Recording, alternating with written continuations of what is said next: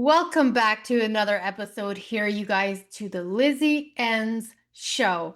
Today is a very special episode for me because this is my 100th episode of the Lizzie Ends Show. So I want to do a little bit of something special here because here's the thing. Not only is it my 100th episode, but we are in August, and August is the month of my birthday. And this month, I'm turning 40.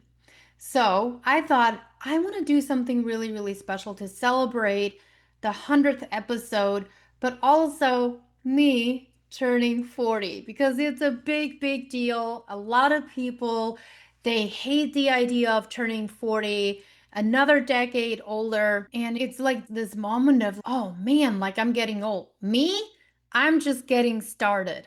I have zero hesitations about this. I'm loving the idea of going into my 40s.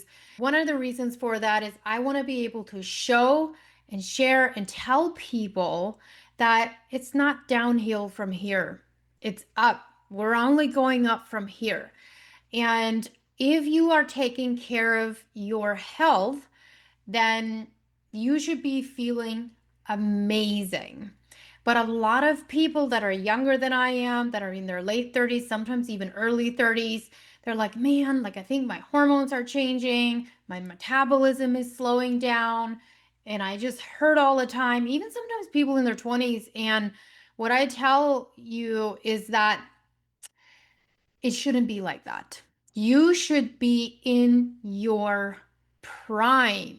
Now, what I will say is things do shift, but you got to shift with it. So, I'm going to give you guys some of the best stuff that I have seen work for myself from my 20s and now as I'm headed into my 40s, what I've seen change, what I've done, and how things have evolved over the years. So I'm going to back it up into my 20s. When you are in your 20s, you should have energy. There's a reason that you're able to stay awake a lot longer at night, maybe even pull an all-nighter, sleep a couple hours, get up the next morning, go to work, and be fine. I used to do that in my 20s, sometimes when I was in my party years, shortly after I ran away from the Amish community. I could never do that now. No. And one of the reasons for that is when we are in our 20s, we have a higher level of HGH, human growth hormone, and testosterone. And what these things do is they give you that energy to be able to go longer and also recover. So you have higher levels of HGH during this time, especially even in teenagers, because this is what helps you grow. And if you have low levels of HGH, then it can prevent you from growing in the way that you need to. Like a friend of mine, she has multiple kids that had really low levels of HGH, and fortunately they found it when they were still really little, and they've been having to give them HGH all their lives. And they don't know, I just asked her, I was like, will there ever be a time they don't have to take it? And she said she's not sure. Like, obviously, that's to be determined. And so that's what helps you when you're younger. And then as you get older, those things change. You'll have a drop in HGH, you'll have a drop in testosterone. Now, the thing is, too many people drop way too fast on these things. And so, anyway, I want to take it back into my 20s. So, when I was in my 20s, where this all sort of started for me is I was working at a nursing home as a certified nurse's aide, studying for my GED, and I would clean houses on the side. And one of the ladies that I cleaned houses for, she was a marathon runner. And one day she said to me, Lizzie, because I was getting into running a little bit, I would do like 3 miles here and there. She's like, you're a pretty good runner. I like running. Let's train for a race together. My first half marathon. And I was like, oh, cool. Like 13 and a half miles. Let me see if I can do this. And so, she's probably in her late 30s by this point in time. And we train for this half marathon. And then the day of the race comes and we start out the race at the same time. I do my race. We're not running side by side, but I do my race, I get in. It's my first half marathon. And as soon as I get in, I texted her and I said, "Hey, I'm in. Where are you at?" I didn't hear from her for 20 to 30 minutes.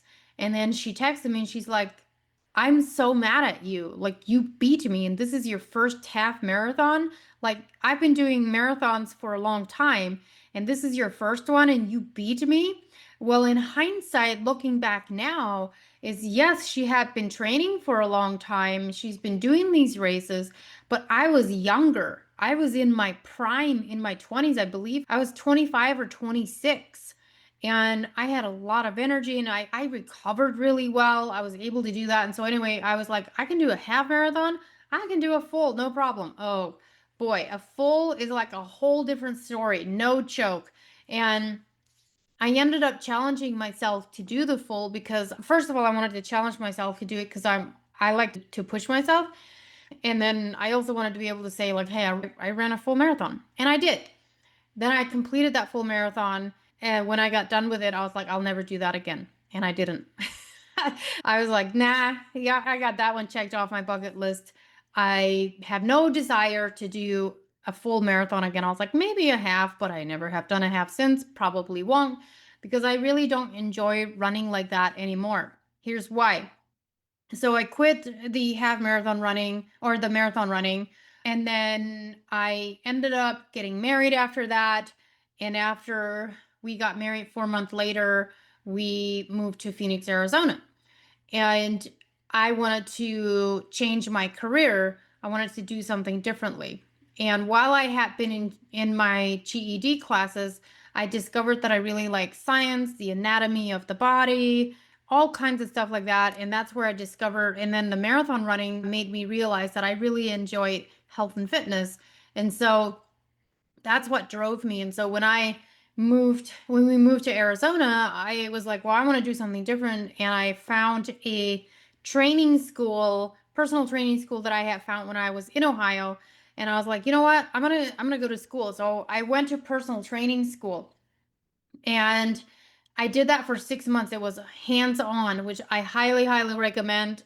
The online stuff, so boring. So I went to school, and that's where I fell in love with lifting weights and training and learning about how the body works. Because every day that we would go, we would be in the gym in the morning for 2 hours training each other. And this is where I saw, you have to remember, like, I came from marathon running. I was skinny, but I wasn't muscular. I was skinny.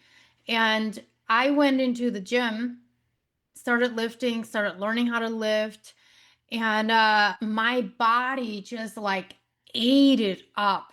It got stronger every week. I loved it. I remember my instructor was like, "Who are you?" Because each week I would get stronger. And I remember this one week I was like, you know what? I'm going to challenge myself to do pull ups. I want to be able to do dead hang pull ups, which right now I'm like not good at it because I had some injuries and stuff. So I just didn't keep up at it. But while I was at school, I was like, I want to be able to just do dead hang pull ups. And so each day I would go in and I would practice. And I told myself I would give myself like a week or two to practice every day and then eventually get there. I got it on day three. Day three. I practice each day. Day three, I get there and we're practicing and I get a dead hang pull up. And I literally like did one pull up and I like screamed and I jumped down and I screamed. I was like, oh my gosh, I did a pull up. It was like the best thing ever. And there was a guy that was a client that at the gym that we were working out at, and he came over and he's like, just so you know, pull-ups, dead hang pull-ups are a requirement to get into the military, and most people can't do it. And I was like, what? Are you telling me that I should go to the military? He's like, no, but I'm just letting you know, like, that's a really, really big deal. And I was like, oh my gosh, like, I didn't know that. So continuing on, all the other girls that were in class with me, they would compete with me because we would do competitions on how much back squats can we do. And you have to understand, like, we learned proper form. So we learned how to really have good form. And there's a reason I'm sharing this with you guys. So each week we would work on getting higher weight on our back squats. And each week we would go up in our weight. And all the other girls that were in class with me, they would try to keep up with me because I was always the one at the top. And it was because I loved lifting and I loved pushing myself. I challenged myself and nobody could ever catch me. Every time that they went up in their weight, I went up in my weight. Like I was able to just push each week and I was able to get to the point of 495-pound back squat. I was 5 pounds away from 500-pound back squat and I was like, why didn't I make it all the way to 500? But I had 495 and I don't think I've squatted that heavy since then. I wonged. Since then, I had back surgery, but it has had zero to do with lifting. I wasn't injured because of lifting or anything like that. It was just, a benign cyst on my nerves and stuff. So when I look back at that, this was in my 20s. When I look back at that and I look at the difference between how I was able to do all of those things with the type of diet that I had, it's substantially different. I was able to train 5 to 6 days a week and eat way different than I eat now. I didn't know what it meant to eat enough protein, but I was able to do it. I was able to recover. There was one time that I like really overtrained and my instructor was like, you can't come back in here for a whole week because I just pushed myself. I didn't know where to stop. It was like my outlet. And so thank God I had him because he was like, no, you're overtraining. You need to rest. So I learned about overtraining and the symptoms of that. Everything has its purpose. But then, I start training, and then I eventually like hit my 30s. And I would say from 30 to 35, it was pretty normal. I worked as a personal trainer. I went to training school, holistic health school, and primarily just maintained. And I, just kept learning and evolving. And here's the thing that people need to understand is learning and evolving is part of what you need to do as you get older. What you did in your 20s is not going to work in your late 30s, going into your 40s and 50s. Absolutely not. Because your body changes, your hormones change, your life changes, your stressors, your relationships, whatever the case may be, those things change. And so if you're trying to get back into your 20-year-old body, you're actually working on going backwards, not forward. So if you're in this place where you're like, man, like, I really wish I would be where I was at 25, but you're 40, what you're doing is you're living in the past instead of embracing where you're at and working towards a better, newer future that looks and feels good for you. So I want you to think about that for a minute here. 34, 35 is when I had my kiddo. And I was at the smallest I had ever been when I got pregnant, and that wasn't planned. It just happened.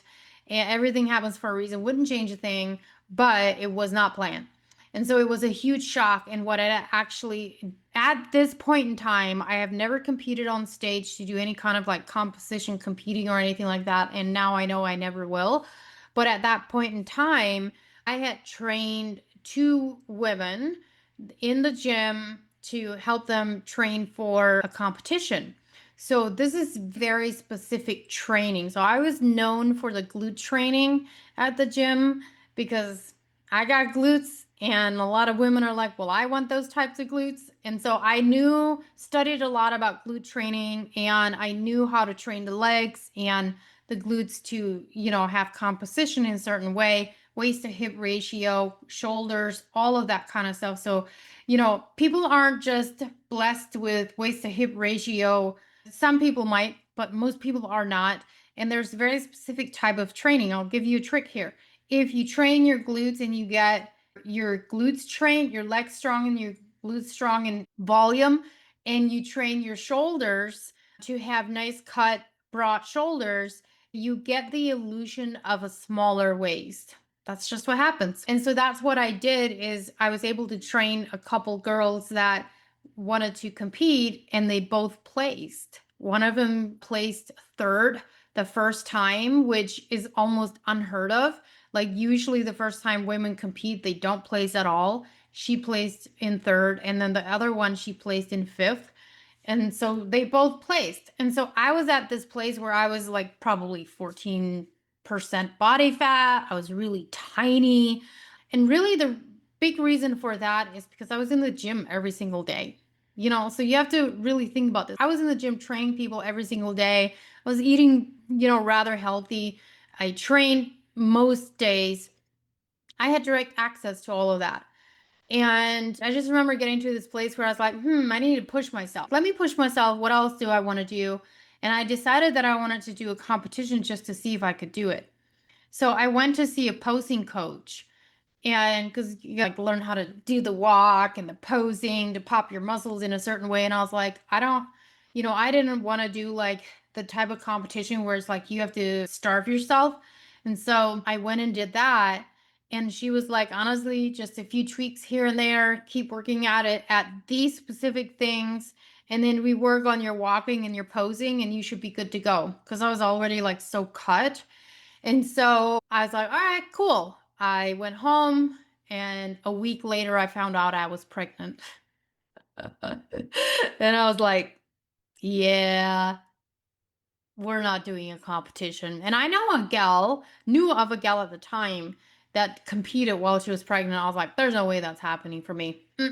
No freaking way, because I got so sick. So, anyway, so that happened, had my kiddo.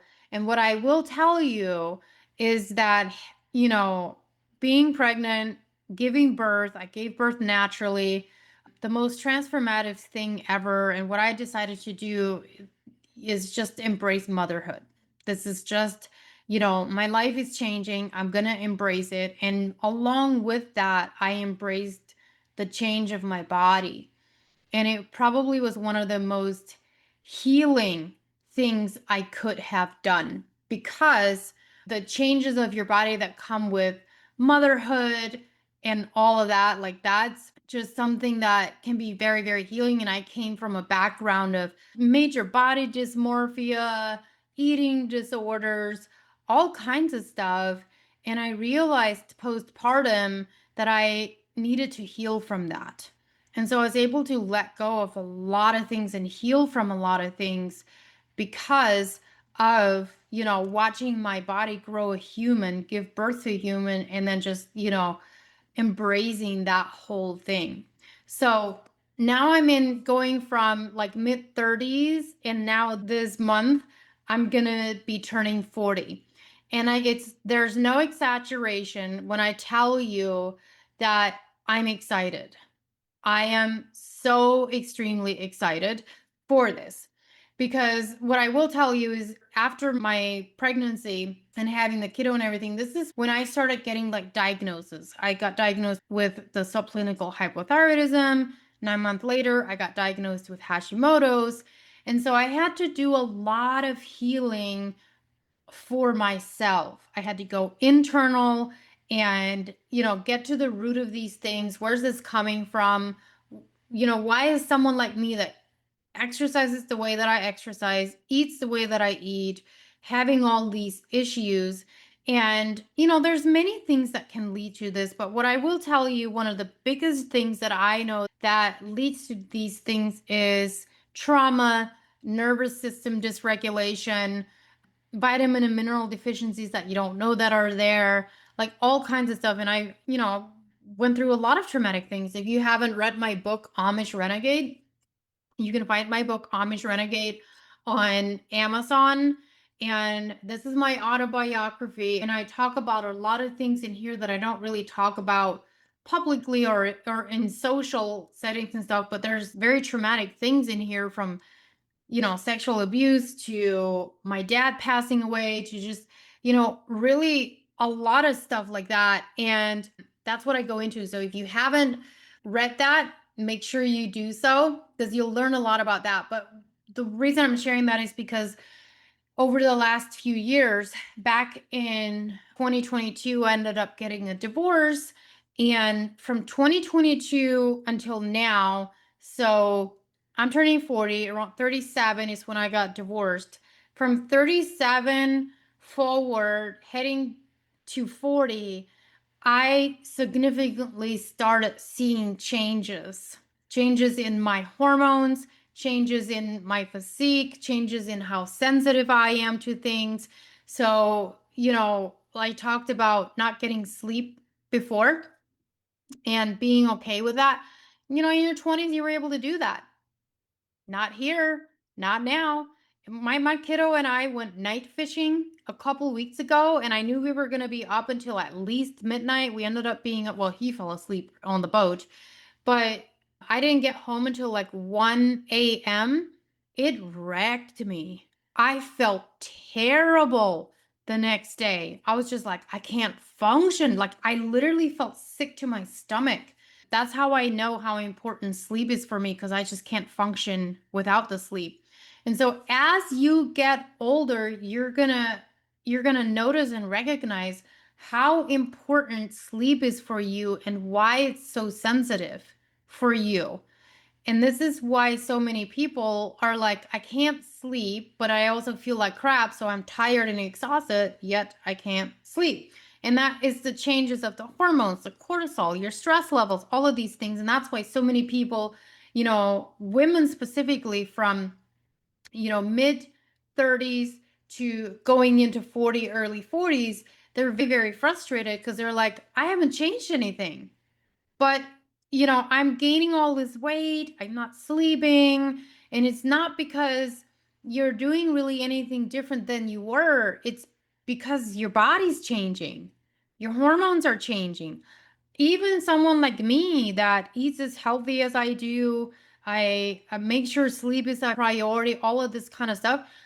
I notice that I'm much more sensitive to not sleeping, or if I have like a drink of alcohol now, like it used to be like, oh, I could have one or two here and there and I'd be totally fine. Now, I know if I have one, sometimes two, I will literally have that anxiety gut feeling in my gut for a whole week.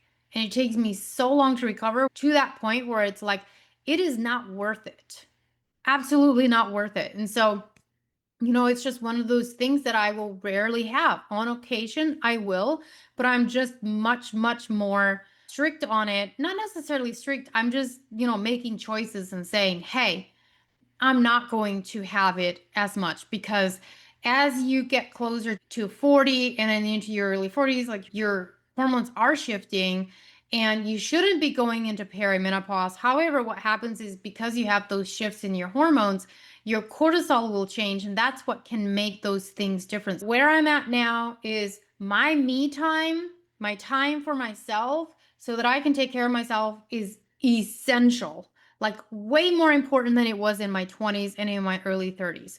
My sleep is even more essential because I know how much it affects me. And the other thing that as I'm like getting closer to 40, one of the things, I don't know if it's that or if it's just like you learn more about yourself and you're evolving and growing into you, but I just use my voice a lot more. I speak up when I need to speak up. I use my voice, and that's coming from, someone that was a perpetual people pleaser, took care of everybody else, didn't use my own voice. And so that's something that I'm watching myself be able to do as well. And it's really exhilarating and free. The other thing that I'm doing different now than what I did in my late 20s and early to mid 30s is I used to do a lot of cardio. I used to do a lot of HIIT training. I rarely do that anymore. I primarily do yoga, or I mean, walking, incline walking with a weighted vest to get in fat burning, and then lifting, like strength training. Much easier on the nervous system, much better on your cortisol, much better on recovery. But I would rather be strong and have the muscles and the bone density, because your muscle is so incredibly important as well as your bone, without fatiguing my nervous system, because I'm just much more. The reasons a lot of women can't lose weight is because they're too much cardio, too much HIIT training.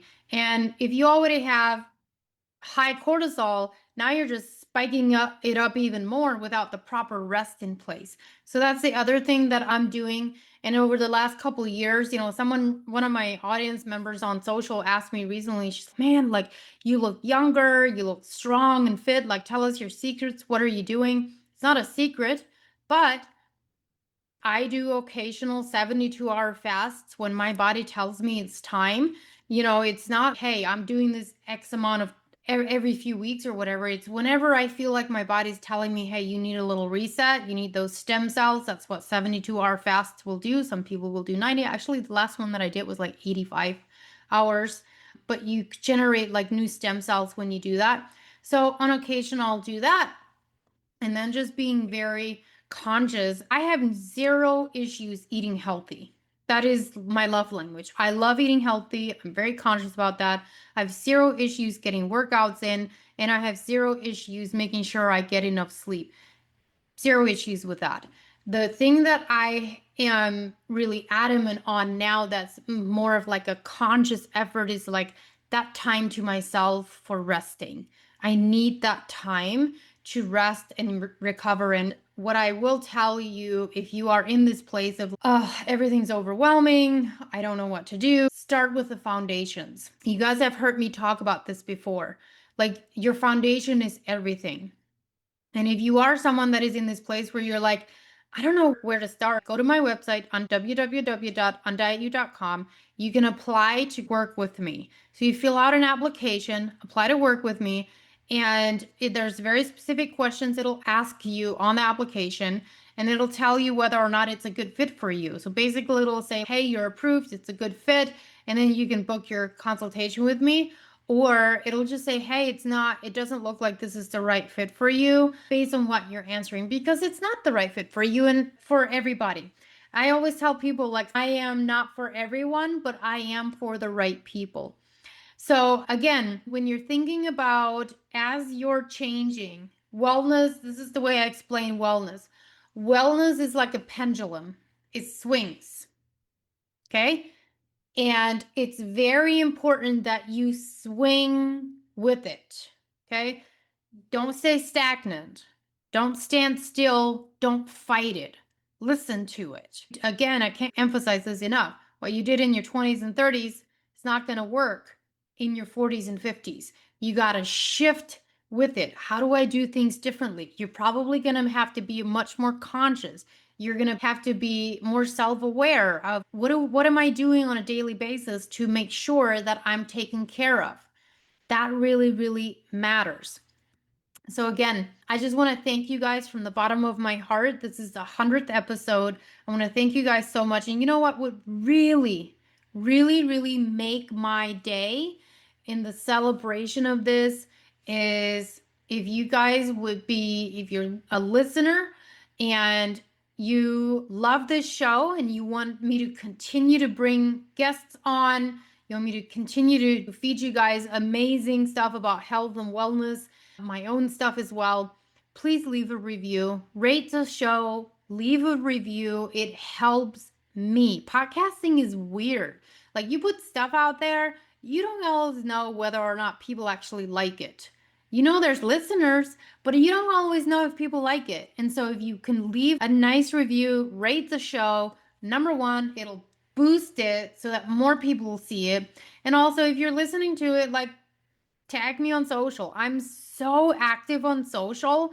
Tag me on there. Share a screenshot what you're listening to and why you like it, and tag me on there, because it really helps me, and sometimes it brings me new ideas of what you guys want to hear. So again, from the bottom of my heart, thank you again for being here. Here is to the 100th episode.